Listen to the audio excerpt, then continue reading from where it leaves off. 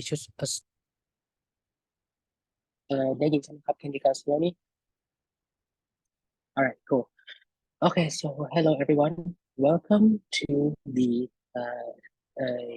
seminar for the May session. This is a seminar on defending digital privacy. We've been doing this since earlier this year. This is a collaboration between the Human Rights Lawyers Association with the American Bar Association. We actually set up this virtual seminar sort of to get people who have interest in digital rights in our field, whether you're from the law background or academic background or even a social background. Anyone who's interested in this kind of topic, we actually kind of sort of like create a platform and a ground for people to share ideas and experience. And as a law organization, we, of course, have been established since 2008. We aim to promote and protect human rights. We also promote education and publicize human rights. We also enhance the capacity of human rights lawyers and expanding its networks and status. We also promote and safeguarding the access to justice and rights to liberty, and of course promote awareness and raising campaigns, and to collaborate with the government agencies and other civil society organizations to continue and pursue our objectives. So this really fall, in line with what we do. It's just that we kind of focus on digital rights and digital privacy and how kind of that manifests into different areas like governance and also elections and so on. So before I start, I would like to inform everybody here that this seminar will be recorded, and we will, of course, send you all the records afterward, or you can also rewatch it on YouTube. This is for that purpose. So I would like to, give a floor to อาจารย์ทิติรัตน์ทิพย์สำริดกุล our speaker today. Go ahead. So, good evening, everyone. I understand that we are from the Asian region. So basically it's the Saturday evening. Thank you for joining this session. I hope you hear me well. And I'm going to share the screen for my slide now. Okay. So do you see my screen clearly? Okay, so I think we have around 1 hour for the lecture, and I think we can admit some questions and also maybe some short discussion at the end of the lecture. So I guess everyone can use the chat function to send in your questions about anything that I talk in this seminar, and also yours to share your thoughts as well. But if you have a very burning question that you feel like you want to interrupt my explanation, please feel free to raise your hand. I'll try to facilitate that as much as possible. And so my name is Titirat. I am a lecturer at the Faculty of Law, Thammasat University, and I've been involved in many issues related to digital rights, including personal data protection, cyber crimes, and internet governance. I was serving as the chair of Amnesty International Thailand as well. So I consider myself as one of the defenders of digital rights as well. And today, I'll try to focus on these 3-4 topics. First of all, we will talk about what are the human rights in the digital space. And I don't think we have to spend too much time for this topic, since I think right now in 2024, we all know that human rights do exist in digital space as well. But the more important question would be, who should have the obligations to protect human rights in the digital age? Since usually we will think of human rights protection to be the obligation of state, mainly of the state, but the role of other non-state actors, especially corporates or digital platform, would be very, very important today. And I will introduce some cases where corporates or internet tech platforms become human rights violators, human rights protectors, and human rights enforcers. And then we try to talk about then how can we protect rights in the digital space. There is this concept called digital constitutionalization, or even the concept of global digital bill of rights, which go beyond the traditional way of thinking about human rights or constitutional rights, which is mostly confined within the idea of national law, domestic law, or something within the border or territorial border, territorial control of one state. So it go a lot more beyond than borders.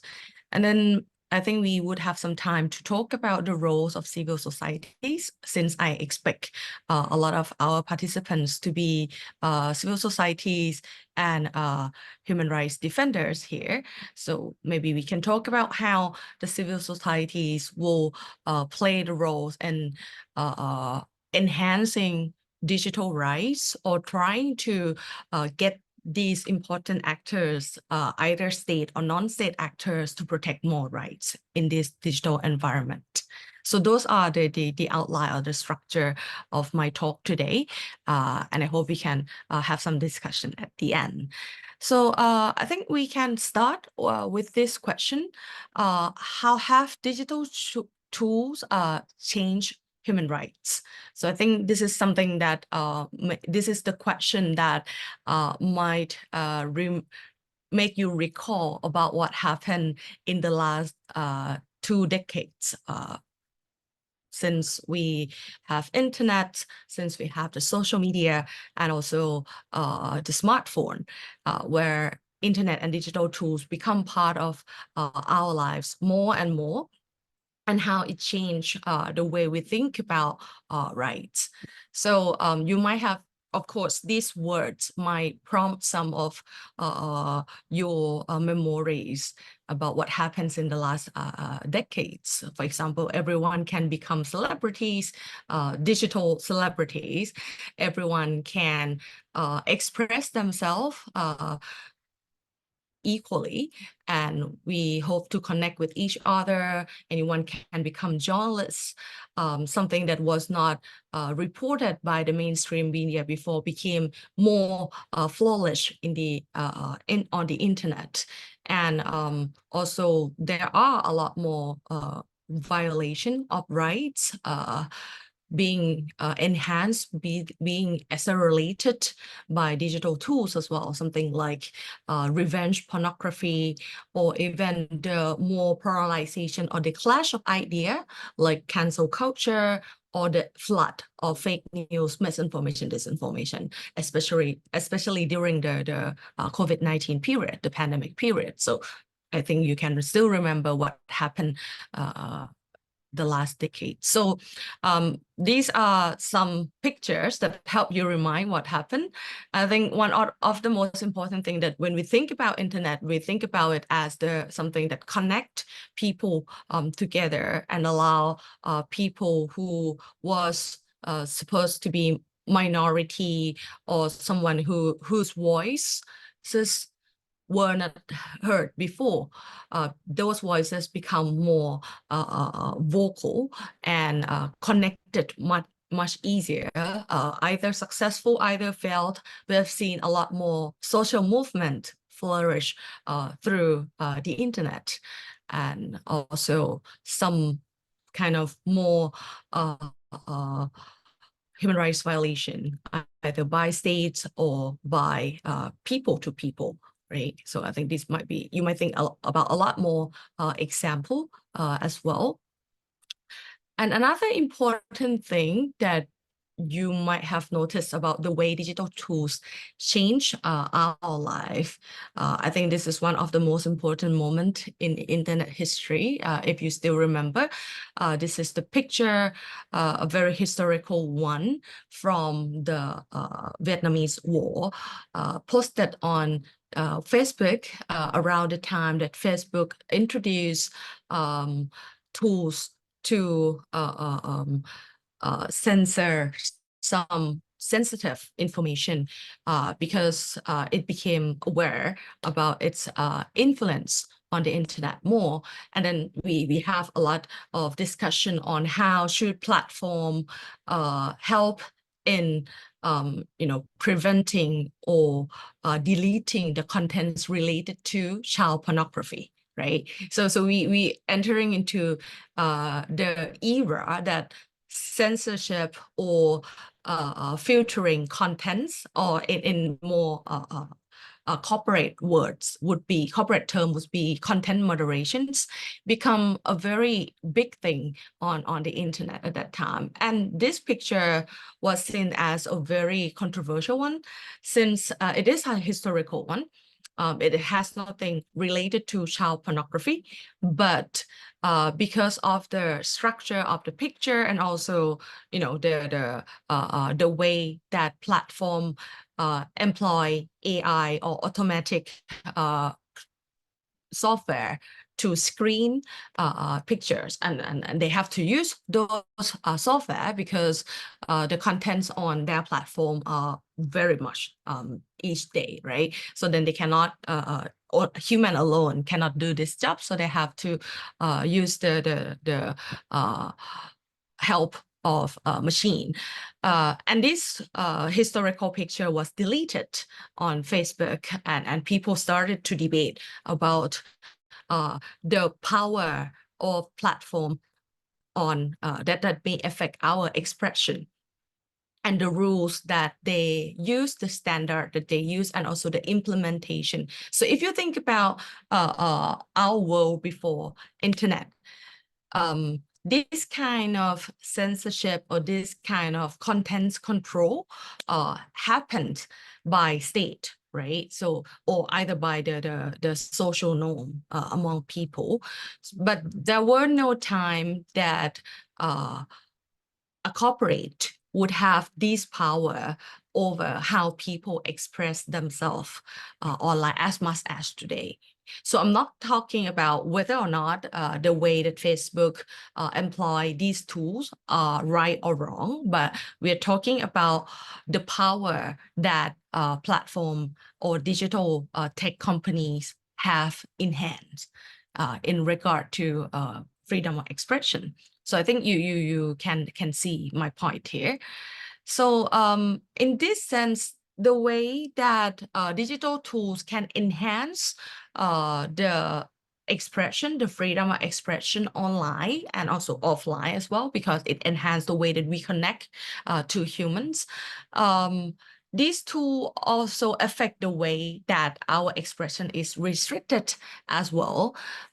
So the internet, of course, bring people together across the border, right? But since each country has different rules about expression, so then geo-blocking was introduced to be the tool to accommodate different rules of each country. And we see more and more surveillance either by state or by corporates to and that affect the way that we express ourselves, because when we feel like we are being watched by someone, the way that we express ourselves will be different, either in the public space or through the private communication between ourselves and our friends, our family. And also the thing called information operation that I think a lot of you also already know that this is the way that some technique of information manipulation done by state to shape the way that we perceive the conversation online.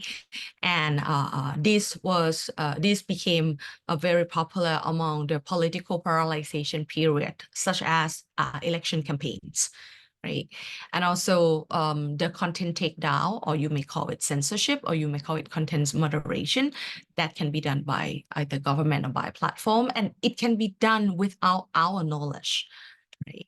And also we do have this technique called content filter that is not only the platform or the government, the user themselves can also choose the way that we see the contents on the internet as well. For example, if you use Twitter or right now X, you can choose what kind of words that you want to use as filtering out contents. So for example, if you don't want to, I don't know, see anything about suicide, you can put suicide as a content filtering word.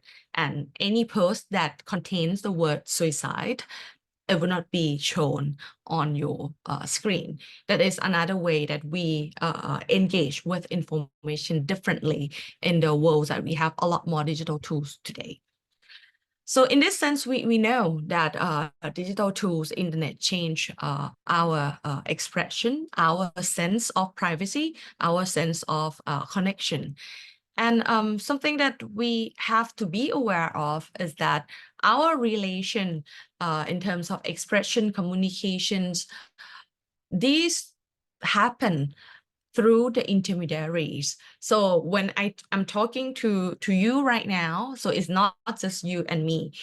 It's different from the physical world that we might see each other in a room, right? But to be able for us to be able to talk to each other like this in a Zoom call, we need to have the intermediary. So in this case, it will be included. It includes the Zoom company, the video conference company that facilitate this program, this software, and there must be the internet service providers of many different countries, and maybe also the domain name, the companies that manage domain names that allow us to find that allows our computers to find each other as well. So in this sense, these intermediaries became the natural point of control by the state. So if a state want to intervene into our conversation right here, they can intervene through these intermediaries. And the fact that intermediaries of communication or of expression in the digital world exist inside and outside of national borders, that means the power to intervene with these intermediaries are not limited to the national state. So right now I'm talking from Thailand, but it is not only the Thai government who can intervene my communication between me and you, because the other countries can use these intermediaries to be the point of intervention as well.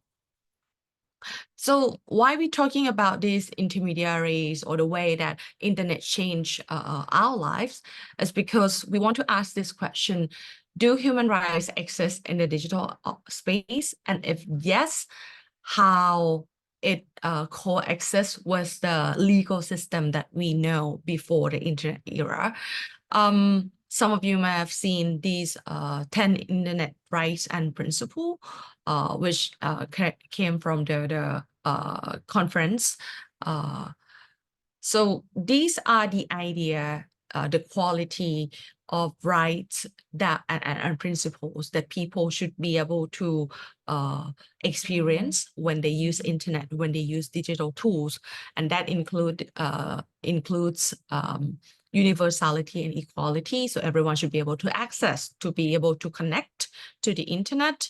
The way that we interact with each other our rights should be protected. The social justice that we can expect in the physical world, that should be transferred to the digital world as well. And the contents on the internet should be accessible. The expression and association should be free, even if it happened on digital space, not only in the physical space. So when we talk about freedom of expression, it's not only the expression, but it also includes assembly and association as well. And privacy and data protection would be something that facilitate our expression and our rights on the internet. On the right side, these are more indirect rights and principles related to the internet that we know, because we use digital tools a lot, and that affect the way that we experience in our life, and securities and the standard and regulation related to internet affect the way we experience our rights protection. So in this sense, I think we can answer this question very easily, that human rights exist in digital space. The rights exist before pre-internet era should also exist in the digital area as well. But those freedom, those rights that are more important than others would be something related to expression and communication. So that's why I think our focus should be on the freedom of expression and the right to privacy when we talk about digital rights. But before the expression and communication, there is this another right that is not, we do not see it very often in the context of traditional human rights. It is called right to connect. So what do you think? Do you think the right to connect to technology, the right to connect to internet, and to connect to the internet, you need to have some devices, right? Is this right to connect human right? Is this part of the human rights? Of course, while I'm speaking, if you have any idea, it's totally free for you to share your idea in the chat box as well, or you may answer it when you by yourself as well.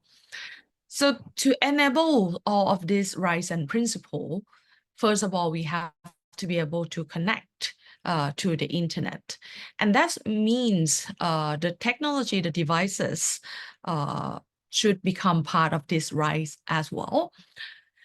So if you look at the UN documents related to internet freedom of expression or right to privacy, early 2010s, we will see this trend of trying to transfer existing right into the digital context.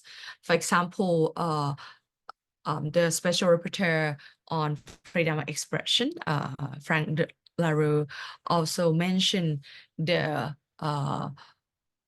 Universal Declaration and also the ICCPR, the covenant, to include, to foresight, to think about the future of communication, because the way that we communicate with each other evolve over time.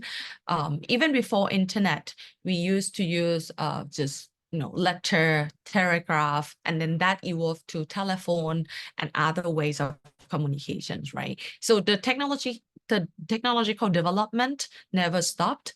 The freedom of people to communicate and to express themselves should evolve alongside with the development of future technology as well. So that the concept that the drafter of international human rights documents, including Universal Declaration and also the ICCPR, expected. And if we look at the contents, closer at the contents of Article 19, which is an article on freedom of expression, we will see that the wording here, everyone shall have the right to freedom of expression. This right shall include freedom to seek, receive, and impart information and ideas of all kinds, regardless of frontiers, either orally, in writing, or in print, in the form of art, or through any other media of his choice. So in this sense, we see that this freedom, both way, freedom to seek and freedom to receive the information, and freedom to express, to impart information or ideas. So this freedom should be able to exercise through any other media. And the choice of words here open to communication, the newer communication technology. And the words, regardless of frontiers, implies the expectation of the drafter that this right to receive, to seek, and to impart information should go beyond the border. And this fit the idea of internet that we have today.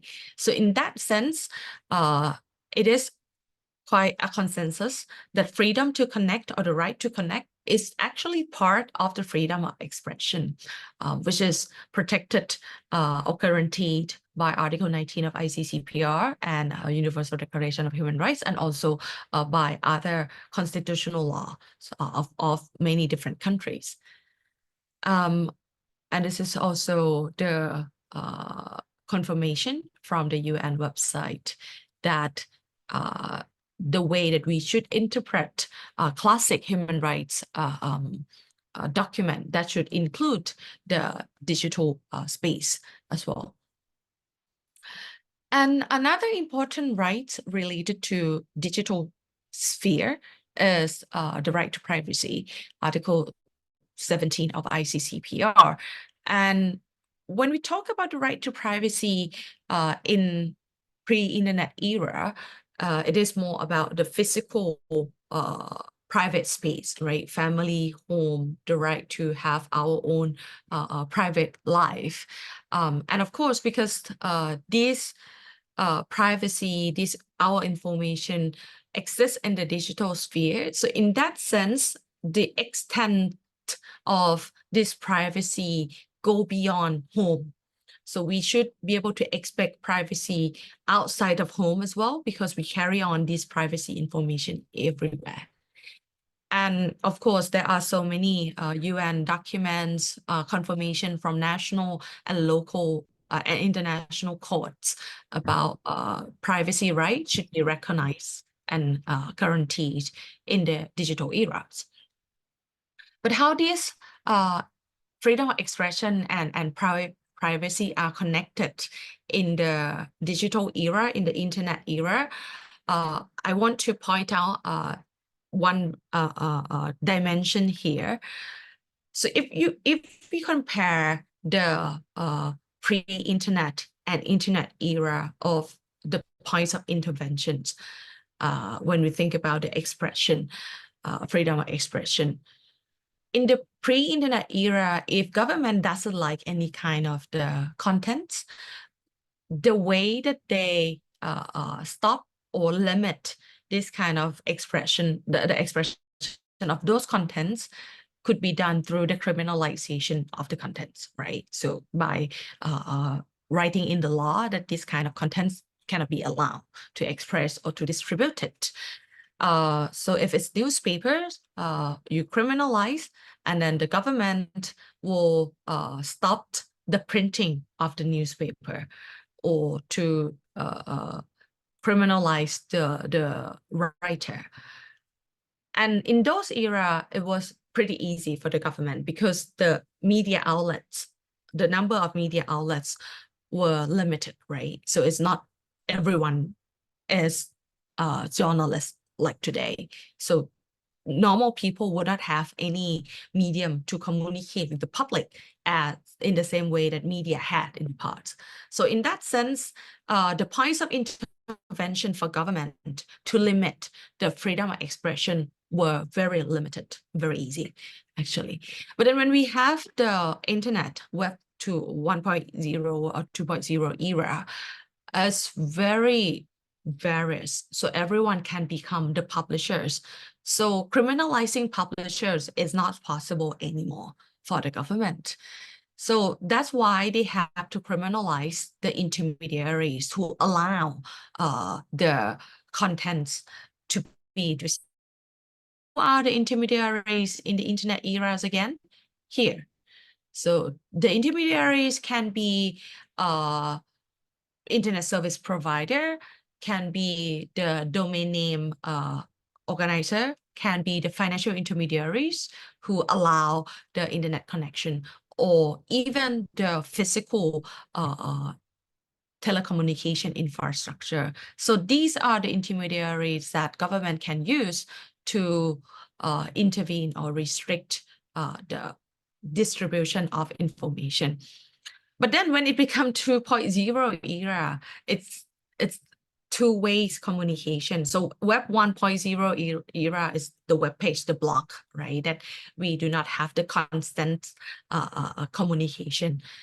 And right now it's 2.0 era or even social media era that is very hard to control everyone, right? So the web filtering became the major tool of intervention.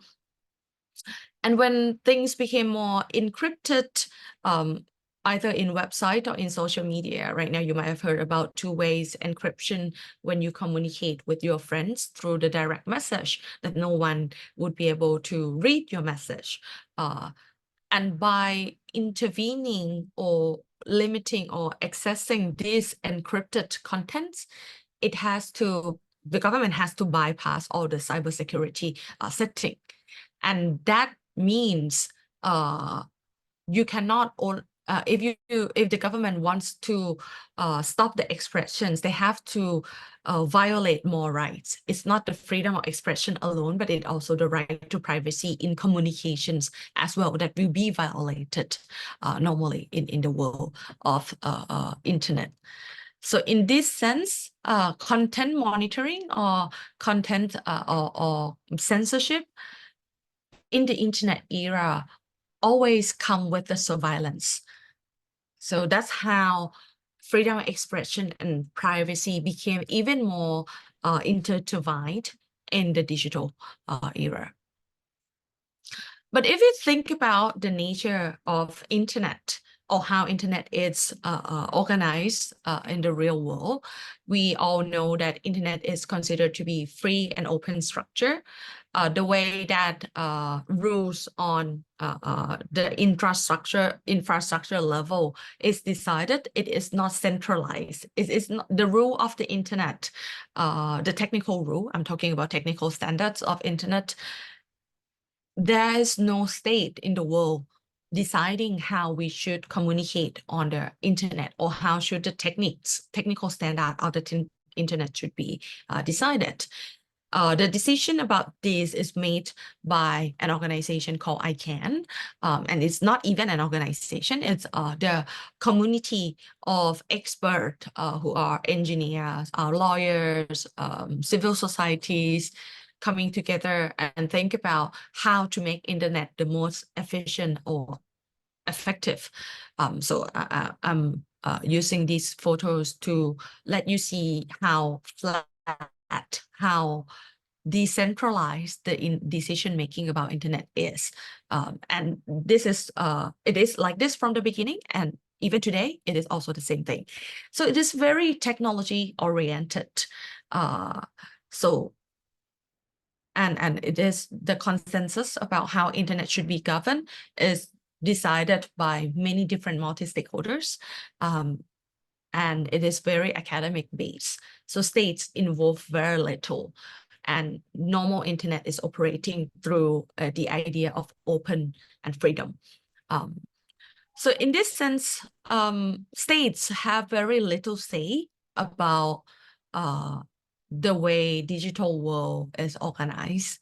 And the international organizations that we know, they deal with internet very, very limitedly in only to some aspects. So for example, International Telecommunication Union only talks about infrastructure, like the physical cable or the management of signal, but it would not intervene the contents. So all the World Trade Organization or WIPO, World Intellectual Property Organization, only concerns when the copyrights, the idea of copyright transfer to digital space. So they are very limited aspect.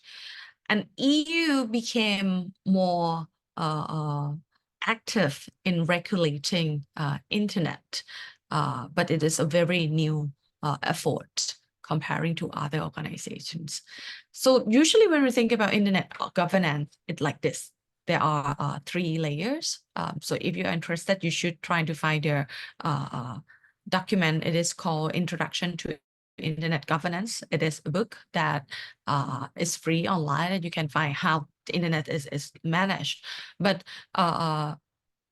simply put, internet has three layers. So the telecommunication infrastructure layers is decided by the cooperation of states through an organization called ITU under UN. But beyond that level, like the technical standard of IP address or domain name system, these are decided by volunteers, by expert, by academia. So these people, as I show you, so these are the normal people. They are not state agency. They they didn't hold any governmental position. So it is a very loose and volunteer-based structure. So it's like if you compare this to the to our physical world, it's like the government helped build the road, but the rule about the light, red light and green light on the road, or which way we should drive on the right side or on the left side, or the rules about traffic rule is decided by non-governmental organization. That's how internet is operated, right? So and like this, the very top layer of internet which is about contents and applications. This itself is not decided internationally, so it depends on the national rules about what contents are allowed. For example, in some country, pornography is prohibited. In some country, you cannot talk about the royal family expressly. In some countries, you cannot even advertise about sexual contents or about alcoholic beverage. So each country has different rules, right? But we think about internet as one world. These websites they are not designed to be seen by only one nationals. They are designed to be seen by global. So it doesn't make sense that national laws govern each particular websites or particular platforms. So it is very, very hard to protect human rights, to think about human rights in the global era because of these different layers of the internet. And of course, one way to go is to interpret existing international human rights law to be applicable on the digital sphere, as I mentioned before. But one of the most problematic point would be the classic regime of human rights law relies very much on states to protect human rights, right? But right now we know the state cannot control the top layers of internet. It is corporates who decide about the contents here. So in that sense, what would be helpful here is the framework of business and human rights. So I hope you have seen this guiding principle on business and human rights before.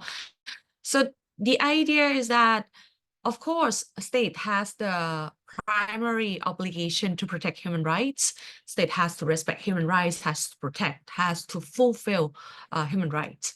But corporates, companies, business also have the obligation to not to violate human rights and try to make its product to enhance human rights as much as possible. And this is the quote. I bring it from the these guiding principles, the commentary, the UN commentary. It says, the responsibility to respect human rights is a global standard of expected conduct for all business enterprises, wherever they operate. So it doesn't care about the territorial border anymore. It exists independently of states' abilities and or willingness to fulfill their own human rights obligations. So we know, right, that some states would have the higher level of protection of human rights. They might have the better procedural law or even more pro-human rights criminal procedure, and some states will have poorer conditions. But what is said here is that we don't care whether or not you comply with the national law. What matters is actually the international standards, because human rights should be interpreted in the same way, at least in the same standard around the world. So the human rights, the responsibility to respect human rights by business does not will assist over and above the compliance with national laws and regulation protecting human rights. And this, if you are lawyers, I guess there will be a lot of questions in your mind right now. Then how should the corporate behave? Because in general, we would expect corporate company to comply with the national laws, and that's it. But right now we're talking about human rights standards that exist independently of national laws and regulations. So in this sense, we expect more from the corporates to protect human rights, even in the case where states do not protect or violate human rights. And we have to ask ourselves, what are in corporates' interests to protect human rights? Why do business have to protect human rights? A very classic argument would be usually business only, the main purpose of business is to maximize profit. So they are commercial, they are business, so they have to make money. And protecting human rights in many occasions costs money, not make money, right? So in this sense, why would an entity that aim to maximize profit will protect human rights, even if it will cost them a lot more money? There are many explanations. One of the explanation is that it would make the profit of companies grow in the long run. For example, if your company is producing like drink or beverage and you have to use water, but if you don't care about environmental rights and you pollute the water, the river, then you won't have enough resource to work in the future. And then the cost would go up in the future anyway. So there are many economic arguments to encourage companies to protect more human rights. But also another argument would be that because companies benefit a lot from the public resources and it exists with the communities, so companies should be protective of human rights as well. So I will talk about some cases that I prepare here to let you see how corporates, how companies can be very, very influential in the area of human rights protection. So the first case you might have heard, or some of you might already forgot, but there were this day that Facebook forced the users to use real name, right?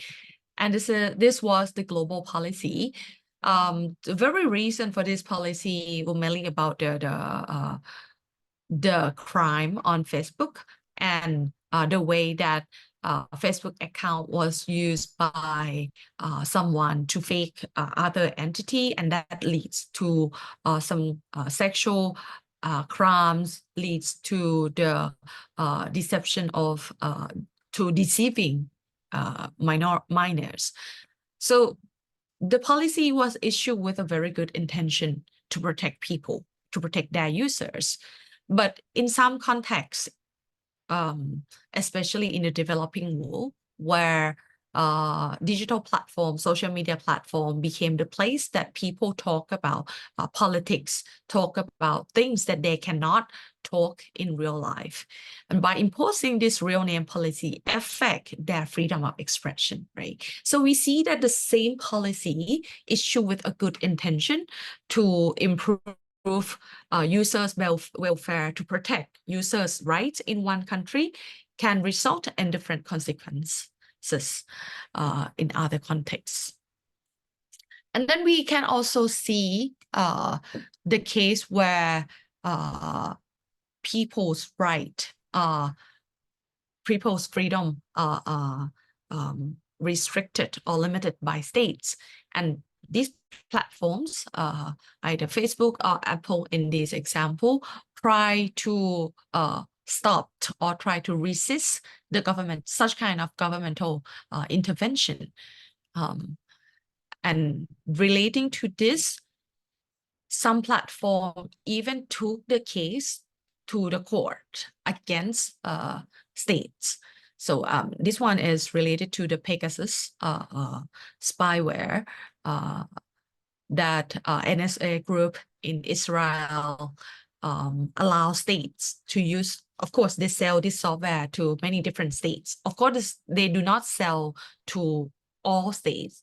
They do not sell to China. They do not sell to Iran, but there are a lot of countries that they sold this spyware to, and this spyware has been reported to use against journalists, human rights defenders, not only the criminals. Of course, from the governmental side, the state will say that they use this spyware to arrest or to investigate upon criminals, but in fact, so many cases, it's clear that this spyware is used against normal citizens or human rights defenders.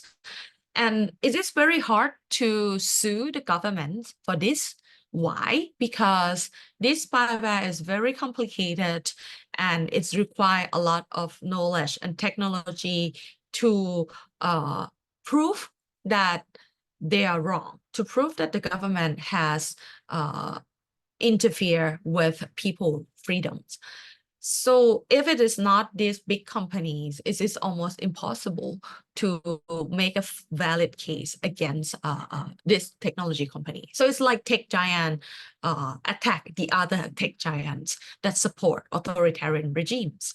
So Apple sues NSO Group, and it announced very clearly that this will they hope that this will contribute to the cyber surveillance researchers and advocates. So it means that if they won the case, the money, the compensation, the financial compensation that they got will go to researchers and advocates, not for their own profit. And also WhatsApp did the similar thing in another litigation. And recently, the local court ordered NSO to hand over code, which is the algorithms inside the software to WhatsApp to open its secret, how it could go through, intrude the spyware through the platform. So in this case, it sounds like business or big corporate or big tech try to resist the government and even go beyond that, try to make a case that what the government is doing and what the other kind of corporates is doing is wrong, according to the international standard and also national standard. Other example would be the case where company or business is seen as the violator or contributor to the human rights violation. So the case of atrocity, or we can even call ethnic cleansing in Myanmar against Rohingya people became very, very controversial. UN launched the fact-finding committee to Myanmar. There were many international cases in the international courts and national courts. So Amnesty International tried to make an argument that if a company cause or contribute to an adverse human rights impact, it has a responsibility to provide effective remedy to the affected people, affected community. And this principle, of course, it comes from the UN guiding principles on business and human rights. And these go beyond the national law, right? It tried to argue that content shaping algorithm and reckless business practices facilitated and enabled discrimination and violence against the community. And this is one of the case where international organization, international NGO, try to use the business and human rights guideline beyond the national laws against big corporates. But it has no structure that will capture this, right? Because at the end of the day, if Amnesty want to make a case by filing, by forcing a company to pay remedy, they have to go through national court system. And that will have to follow the national law, not the international law, or not even the UN commentary. So in this sense, even though we see a lot more cases where business take more responsibility to protect human rights or try to be more accountable, but the remedy to provide remedy for human rights violations that already occur or as a result of companies' conduct, it is still very hard since we do not have international structure for the remedy of human rights violation. Then another case, we now see a lot of competitions among corporates, big techs, to protect more rights, to protect privacy. These are what we call privacy enhancing technology. For example, the lockdown mode in your iPhone, if you use iPhone, is the response to Pegasus spyware, or also the attacks, the arrest by government, if you are journalists, if you are human rights defenders as well. And Google even internalized the VPN as part of its device, as the default part. So you don't have to buy VPN services outside the device. And that is supposed to be a very strong one. Or even when a company like Meta try to sell its product, the Ray-Ban glasses that can capture video very easily just by your voice instruction, they try to promote that their glasses, there will be LED light peeping all the time when the video is recorded. So it's very clear that each company is right now is competing to appeal to the consumers, to the users, that they are prioritizing the privacy or the freedom of the users. But there are also some cases where business products are not enough to help people. So we see this software, this application called Siphon.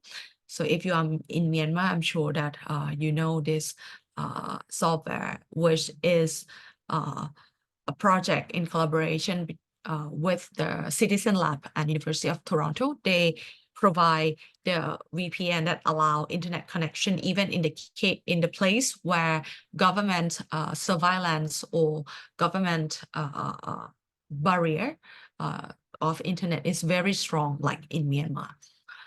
So other two, I still have a few more examples here. in the case of Meta, of course, the mother company of Facebook, they also announced some program that will help human rights defenders and journalists to have more safe environment in their work, and also fund their education of digital safety as well. And this is done through the collaboration with international NGOs. Another very, very important case is Twitter's investigation of information operations. This was done in collaboration with academia at Stanford and some other university as well. So Twitter detected, actually Facebook did the same thing as well, detected the use of accounts, fake accounts by government to manipulate the contents online. So to make people feel like, for example, to hate each other based on some religious identity, for example. And they found that this kind of platform manipulation was against their rule, and they took down these accounts. And they did not just take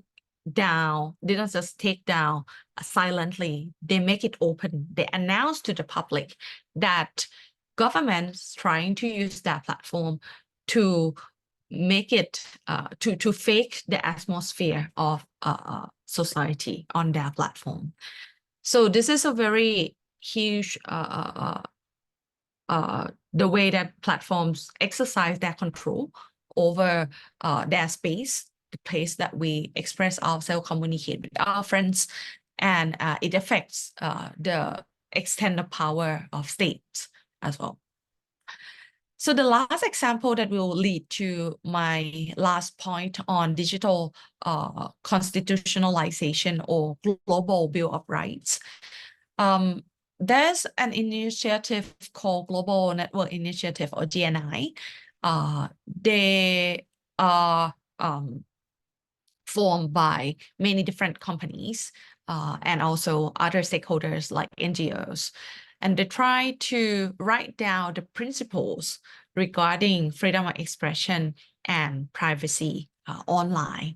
And these principles also mention, for example, when government try to ask for information of users from platforms, what they should respond. They should keep the transparency principle, the necessary principle, proportionality principles, which are the principles that we are very, very familiar with under the international human rights regime, either UDHR, ICCPR, ICSCR, or UN Guiding Principle on Business and Human Rights.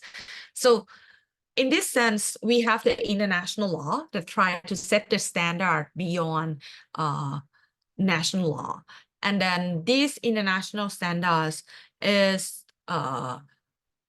being taken into consideration by the corporates with the support of NGOs. And this become the transparency policy or code of conduct of each platform. And these policy affect the way that we talk to each other, communicate to each other online.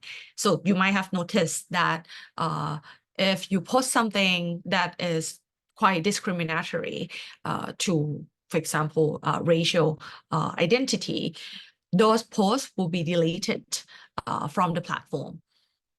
And that because the platform adopted the idea of human rights protection into their codes of conduct.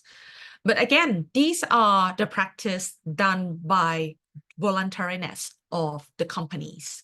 They are not forced to do so if the domestic law do not force them. And basically, we do not have many domestic laws that regulate this kind of thing. We do have more from the EU side, like the GDPR, General Regulation on Personal Data Protection. We have the new Digital Service Act that will make companies become more accountable. And also we have the AI Acts from EU as well that will try to secure more powers on the user side. But again, there are a lot of criticism towards those kind of domestic law as well. Anyway, if you look at this graph, you will see that the corporates that dominate digital spaces are not many. Some of them are even more powerful than states. And you will see that the size of corporate in the America and especially the US and Asia, especially the Chinese one, are quite similar. And we have a few companies from Europe. And so it's pretty clear that internet today, digital space today, is divided by the American company and the Chinese company, and also the Chinese government power. So the current relation between states and platform of big tech companies can be categorized in at least 3 groups, right? Like this. And this is from, in more details, you can read it in the Digital Empires, the book called Digital Empires by Professor Andrew Bradford. But to explain this in a simple way is that in the US, in American style, the relation between state and digital platforms are in a cooperative way. So states do not regulate platform that much. And state also cooperate with platforms on important issues such as terrorist, anti-terrorist policy or national security issue. But this cooperation is not very transparent to the citizen. And this is the American style that is considered to be market-driven, try to make the technology available in the world as much as possible. So it's the way that the US can expand the power. So that's how it is explained. The next one is the Chinese model, which is almost like the states controlling or regulating digital platforms in a very, very strict way. So it almost become like digital platforms almost become part of the state or control by state. So it is seen to be state-driven, and it has huge power in making infrastructure empire, in the sense that state export these platforms, infrastructure platforms like Huawei, like the digital basic infra, to the countries where Chinese government give international aids to, right? So for example, in Africa and the Central Asia. And the last model of relation is in EU, where state try to be separated from the platforms, and any relation, any cooperation between state and platforms must be in a very transparent way. And in this way, state can regulate platform as much as possible. And this is called rights-driven model. And the regulations issued by EU is copied, imitated by many other countries in the world. And when EU raised the bar of regulation, it affects companies, almost every company in the world, every big companies in the world, and they have to adapt to comply with the EU regulations, even outside EU. So the way that these platforms protect EU citizens is the same way that they protect the other citizens elsewhere. So this is how EU expand its regulatory power to other countries. So this is the current situation, right? Then our question would be, in this kind of setting, how should we expect digital platforms or tech companies to be responsible in protecting, enhancing individual freedom or human rights or digital rights? So I think the situation in each type of state might be different. For example, in democratic state, it is better for us to expect that state will control platforms, so that platform will not exploit the user's data, or the rule of expression that platform set will not limit users' freedom too much. But in the authoritarian state where government try to censor people's voice or try to repress people's freedom, platforms should be able to resist those governmental instruction by referencing to the international standards, right? So that should be the ideal situation for digital rights protection.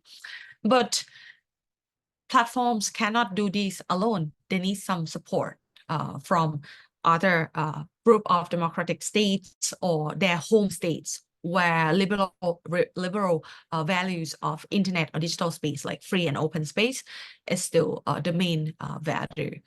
So in this sense, we need to see the cooperation between the group of democratic states and the digital platforms, so then they can develop the standard of future internet to be in line with human rights protection.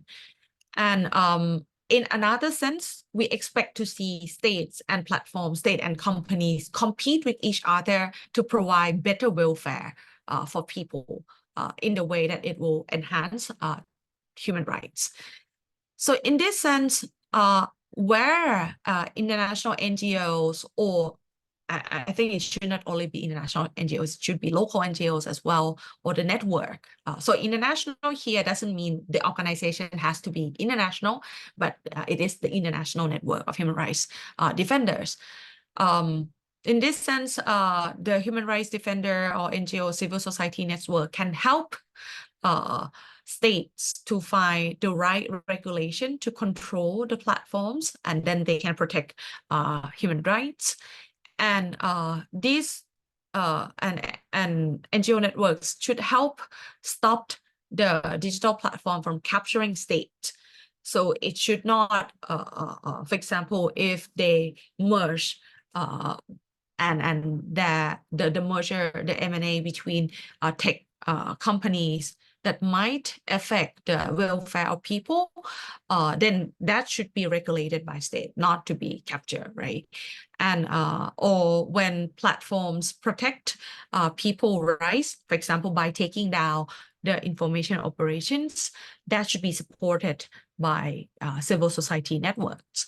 And also in the other type of cooperation and competition between state and platforms as well, if such cooperation or competition is better to enhance human rights, to enhance individual freedom, the civil society network should support them. So these might be the possible relations in the digital era where we can help protecting digital rights. So I think I will stop here. And I think we spent like the whole hour. So if any of you have more questions or would like to discuss anything, please feel free to intervene or send your question in the chat message.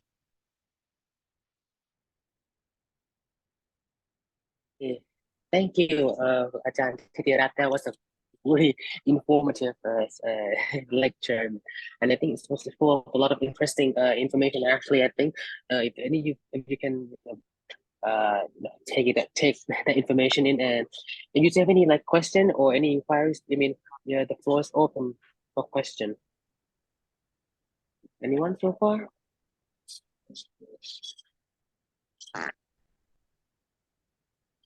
Hello? Okay. For those who might be interested to understand more about the backgrounds, I know that because what I've talked very related to technology and also the geopolitics landscape as well.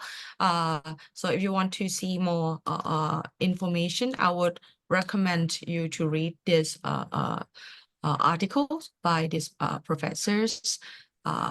Of course, there are a lot more articles on this issue, but I think this one capture the digital constitutionalization process or movement around the world quite in a quite a good way, and you can get more information there as well.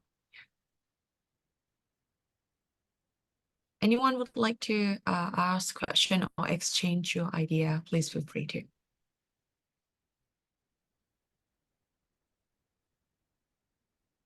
Oh, we have one from the in the okay. This one, this question is from Kun Patharawut. Ask, what do you think about the debate whether the platform have a right to take down political speech? Some people see online platforms as a quasi-public spaces that need to be respected, or that need to respect the freedom of speech. Unlike newspaper, that can be edited or you can edit and choose which content to publish.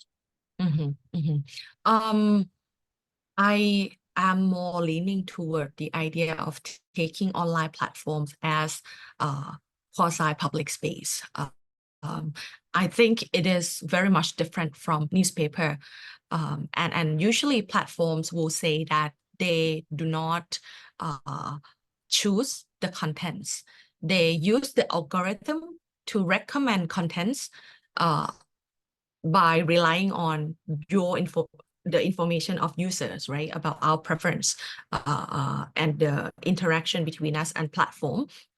And that's give them the information to feed in the algorithm. So they select the contents that we see, but they do not select in the same way that the editorial team of a newspaper will select the content. So that's totally different. But I think it's the algorithm that should be responsible.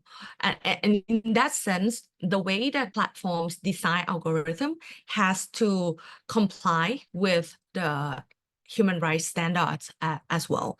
So in that sense, the taking down of political speech is very, very sensitive issue, right? So it's different from taking down, let's say, child pornography contents. It's clear because we know that it should not be allowed. So we have the consensus about that child pornography should be banned, should be deleted from the world. So it is very clear. So platforms today, companies and police and governmental agency, they cooperated with each other to make the system that can track and delete child pornography contents very, very fast, very effectively, so that they can do it.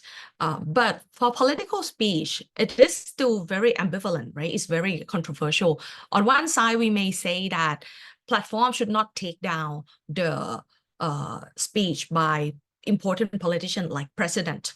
So if you remember, there were the time that Brazil president said it on his Twitter account, saying that I think he said there were this kind of the medicine that can cure COVID-19, and that was still in 2020 when we still had so much problem of, you know, the WHO didn't know how to cure COVID-19, and if it is posted by normal people, like normal citizens, it's considered to be fake information, disinformation that should be deleted or should not reach people in a wide space, right? But because it was posted by the president, and the argument of Twitter at that time was that people in Brazil and also in other countries should know what their president, what their politician speaks. And it's not right for the platform to take down such kind of contents. So in that sense, the takedown of political speech has a lot more considerations that they have to balance between different freedoms but I think platform has the responsibility to manage those contents in a very, very different way from the freedom of newspaper. And I think Ajahn Jampon also. Yeah, we have Kun Jampon raising his hands. Okay, I'll give the floor to you. Yeah, and then we come back to the other two questions in the chat. Okay, Kun Jampon. Yes. Can you hear me clearly? Yes, we can hear you. Yeah. Good evening, everybody, especially Ajahn Ying from Seoul. Thank you for your wonderful and informative talk. Actually, I have some questions that I would like to discuss. We go back to the beginning of today's talk, and you talk about the right to, connectivity, which is actually, as we know that it has not been recognized as the universal right yet. However, when we talk about this, given the fact that freedom of expression is a kind of negative right, in if we say that the right to the connectivity, actually it can be considered as a positive right. It means that Yes. the states need to do something. But nowadays, as we can see that most of the ISPs are operated by private companies. So if we want to promote the right to connectivity, does it mean that the states need to do something? Do they have to come to play some substantial roles? But for example, set up a state-run ISP or something like this. How do you think about it? Thank you very much. Thank you very much, Ka Janjampon. Very, very happy to hear from you again as well. I think this is a very good question. Yes, the right to connect itself is not recognized as one separate right, right? So my ways of looking at this is that the right to connect is embedded, is part of the freedom of expression, just like in the same way that we talk about the right to information, right? So the right to information itself is not a separate right, but it is essential for the freedom of expression to be fully exercised. So I think we should think of the right to connect to the internet or the right to communications technology in the same way that we think about the right to information. And yes, I think your point about the positive aspect of this right is very correct, because it is not of course, everyone doesn't have the same welfare, economic welfare to access or to have the communications device, right? Even though they have the same freedom of expression. But so in that sense, state has to do something to ensure the right to accessibility, the right to connectivity. And I think this already became the positive obligation of most of the countries in the world, and that you can see is in the mandate of some constitutions. It's in the mandate of national strategy. At least for the Thai constitution, it's part of the constitution already. That the right to connectivity is part of it. And then like in many countries, the telecommunications authority, they became they became the agency that is in charge in this. So that's why we talk about the digital divide, right? So UN and states try to close the gap of digital divide. And again, you're correct that the current connectivity in the world is not managed by states. They are managed by private companies, including the cable or the signals or the satellite. They are mostly managed by the private companies. So they're not like electricity, they're not like the road, which are still under the governmental authority, right? But internet is totally private thing, mostly private thing, but it became the public infrastructure that we should think about it as public infrastructure, and government has to do something to ensure that it can be connected. Everyone has the right to connect, but I do not think government should own the infrastructure. It's different thing. So government has the obligation to ensure that everyone has the internet to use, but it doesn't mean that government has to become the internet service provider by themselves. It's just like when we think about oil company. So oil is managed as natural resources by governments around the world, but it's not true that government around the world become the owner of oil company, right? But it's about the regulation that they have to control the regulations to be fair. They have to think about the standard or the quality, right? I hope that would answer your questions นะคะ but the other aspect of then what is the amount of accountability or how much this global company who is in charge of our very, very basic digital infrastructure should be responsible to users around the world is still a very big problem because we do not have the legal structure to deal with them. Okay. Thank you ครับ Thank you ค่ะ so All right, Ajahn Titirat, we have 3 questions in the okay. in the chat box, so I think we can run through them. Yes. Yeah. Okay, so the first question is from Kun Sonia. Which organization do you think should be the most equipped or would be the most effective to start the global digital bill of rights? Wow, that's very good question too. Honestly, I think I don't know the answer. I think UN is trying to do many things relating to this, but because UN is a very state-centric organization, and if you look at the way the state tried to intervene with internet governance in the last 20 years, especially in early 2000s. Around 2008, 2009, you would see that many proposals from the government to kind of control the government, to control the internet rather than to free it up. So in that sense, internet netizen would not be very comfortable to allow UN to be the platform. But we do have more citizen-centric platform under UN umbrella, but not exactly run by UN. It is the Internet Governance Forum, the IGF, that we have every year, and also like in region as well. I think this year in Asia, it would happen in Taiwan in August, the regional IGF. And that kind of forum should be the place where civil societies, already normal citizens, civic tech, politicians, and those who really care about digital rights already gather.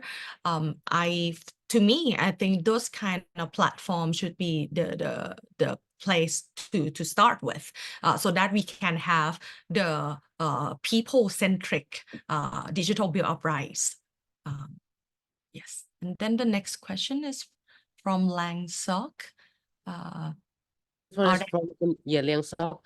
Are there examples of countries explaining a country's constitution in support of digital rights? As many constitutions would not mention that yet, saying that other rights in the constitution cover digital rights. I believe there is no constitution, and you're right. As internet is still very young, right? And most of the country constitution are not are older than that. But in some country, for example, in France, the constitutional law itself does not only it's actually wider than constitution. So there are more documents that it included as constitution, right? So there are some law that is considered to be constitutional law that regards digital rights. And I think it's more about the interpretation of the existing rights to be applicable in the digital sphere. So it's more the work of the constitutional court or the Supreme Court or the governmental agency to interpret it in that way. Yeah. And maybe another. And last question from Douglas. What is your view on the emerging technology of AI, where now AI has the abilities to generate or create contents automatically? How does this protect or affect human rights? Okay, thank you very much. I think this is also a very important questions as well. I didn't have time to go over AI issue, but I think I can share a very brief slides on this to see how I think this should be it. So these 2 slides would help answer your questions. So this is the report about UN activities on artificial intelligence on AI. So there are so many efforts of international organization to think about AI, right? And how it would affect human rights or like people welfare. And if you look at the topics related to UN activities, it is evolving around human rights agenda. Other thing also agriculture, gender, education, there are also topics here, but the most important that eat up almost of the funding by UN is still human rights related. And also if you look at the principle of AI, that is, so these principles are issued by many different governments, many different corporates. So if you look at Microsoft, you have the transparency AI. If you look at Google, you have responsible AI. So, you know, you have like these different principles about how should AI be implemented in the way that is safe for people. And the contents of this, why should I, I'm sorry, this one is better. The contents of this principle, I'm sorry, it's not very clear, but the issue of human rights protection is to the core of these principles. I think there is no principles about AI that does not mention human rights. At least they have to mention discrimination, anti-discrimination principle when they when companies create AI. So in that sense, technologically, I think AI has the potential to protect more rights, but it also has the potential to endanger human rights as well, in the same way as other technology. But the pace of AI is different from other technology. It's very fast, as very complicated that normal people cannot really understand. So in that sense, many states and international organizations try to mitigate the risk that might happen from AI. But because we don't really know what are the capabilities of AI, so it can do a lot more new things every day, we cannot capture about that. And then if we do not know what are risks, we cannot regulate, right? So that's normal for lawyers. We can only, for legislature, we can only regulate the thing that we know. It's very hard to regulate something that we don't know. So one principle that many countries try to do is to require the transparency obligation. So at least if we don't really know what is the risk, the companies have the obligation to do the risk assessments by themselves and make it transparency, make it traceable. So if some damage happened, they can go back to see in the process where did it go wrong. So it must not be like, oh, we don't know, it's the black box, it's the AI who decided, it's the algorithmic problem that we don't know. So it's not possible for researchers or for AI developer anymore to say that right now in the world. So they have to be responsible to the way they build, the way they design the algorithm. So I think that's the way we are moving toward.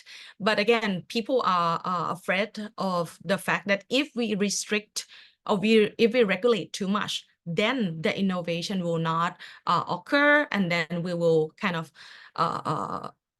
even if we regulate too much, there will be the dark market that will, those people, you know, the bad people will still innovate the bad thing anyway.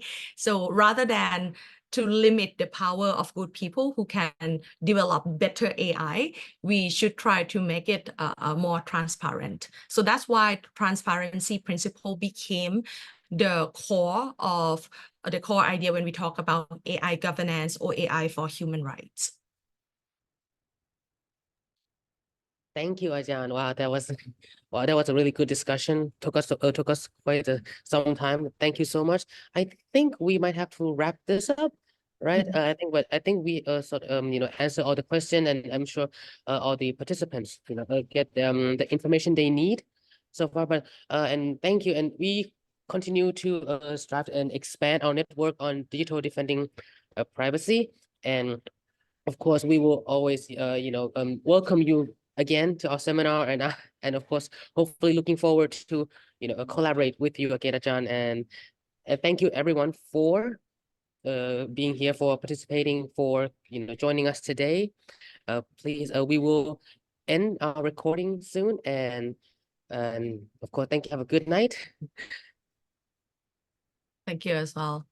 And also we will upload this recording on our YouTube channel. So feel free to subscribe or, for more updates and content. And then of course you can go back and watch this session again, or even better, watch the previous session in April, March, and February and January.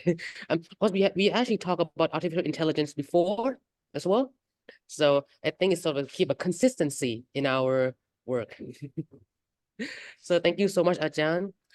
And I hope we hope to be seeing you again. And of course, we also, Human Rights Association, is looking forward to having everybody here again next seminar in June. Thank you very much. Thank you everyone for discussion as well. Thank you so much. Thank you. All right.